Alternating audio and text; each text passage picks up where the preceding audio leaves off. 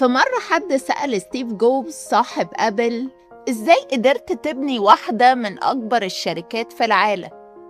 فالناس كانت مستنية يسمعوا كلام عن الذكاء أو الإبداع أو حتى التكنولوجيا، لكن إجابته كانت مختلفة تماما.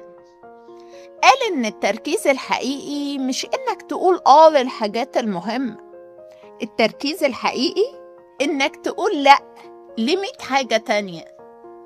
والجملة دي ممكن تكون السبب اللي يفسر ليه ناس كتير جدا ذكية ومع ذلك عمرها ما وصلت لحاجة فعلا. لأن المشكلة دلوقتي مش في نقص الفرص، المشكلة إن الفرص بقت كتير لدرجة خلت الناس تايهة. أهلا وسهلا بيكو، معاكو نهلة فؤاد، وانت بتتفرج على برنامج خلاصة في 5.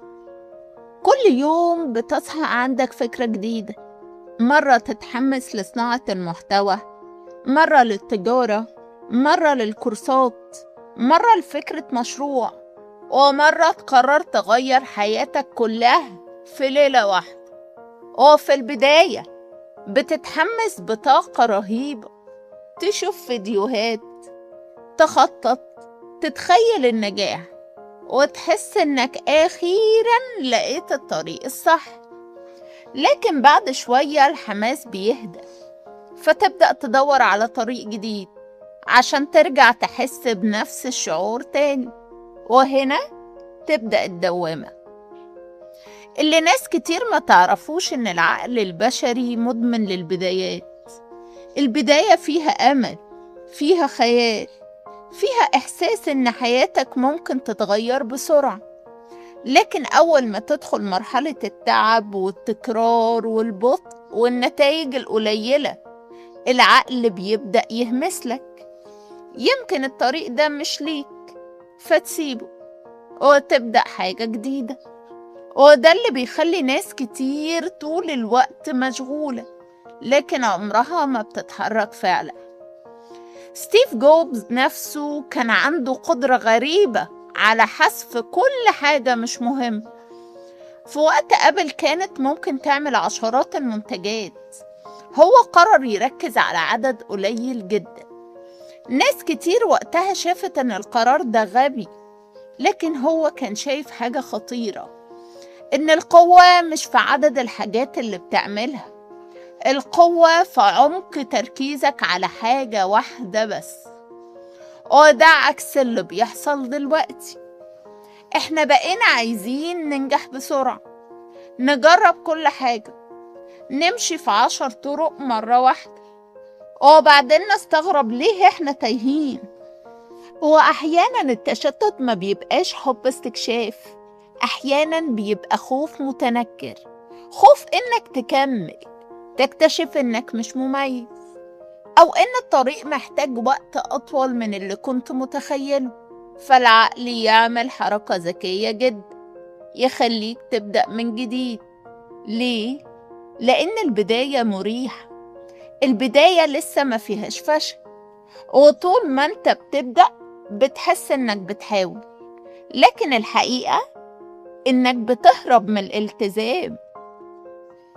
السوشيال ميديا زودت المشكلة جدا، كل دقيقة بتشوف حد نجح في حاجة مختلفة، واحد كسب من التجارة، واحدة نجحت في المحتوى، حد بقى مليونير من البرمجة، شخص سافر وغير حياته. فتبدأ تحس انك لازم تلحق كل الطرق. لكن اللي محدش بيقولهولك ان اغلب الناس اللي وصلت فعلا وصلت لانها قعدت وقت طويل جدا في نفس الطريق، مش لان الطريق كان سهل، لكن لانهم ما كانوش بيغيروه كل اسبوع. يمكن المشكلة مش في انك محتاج فرصة جديدة، يمكن انت محتاج بس تصبر اكتر، تكمل أكتر، وتبطل تجري ورا الإحساس السريع بالحماس. لأن النجاح الحقيقي غالبا بيكون ممل في النص، ما فيهوش موسيقى حماسية ولا نتائج سريعة ولا إحساس دايم إنك جامد، في تكرار وفي شك وفي أيام كتير جدا بتحس فيها إن مفيش حاجة بتحصل، بس الناس اللي بتوصل هي الناس اللي بتكمل رغم كل ده. فاسأل نفسك السؤال ده: انت فعلا محتاج تبدأ حاجة جديدة، ولا محتاج تدي وقت أطول للحاجة اللي في إيدك؟ لأن يمكن أكبر سبب معطلك مش قلة الفرص، يمكن السبب الحقيقي إنك كل مرة بتقرب فيها من النتيجة بتمشي. في الحلقة اللي جاية بقى هنتكلم عن حاجة أخطر بكتير من التشتت: إزاي الناس بتدخل سباقات أصلا مش شبهها وتضيع عمرها كله وهي بتحاول تكسب فيها. أنا نهلة فؤاد، ودي كانت خلاصة النهاردة. استناني كل تلات وجمعة، وما تنساش تعمل لايك وتشترك وتفعل الجرس عشان تكمل معايا الرحلة.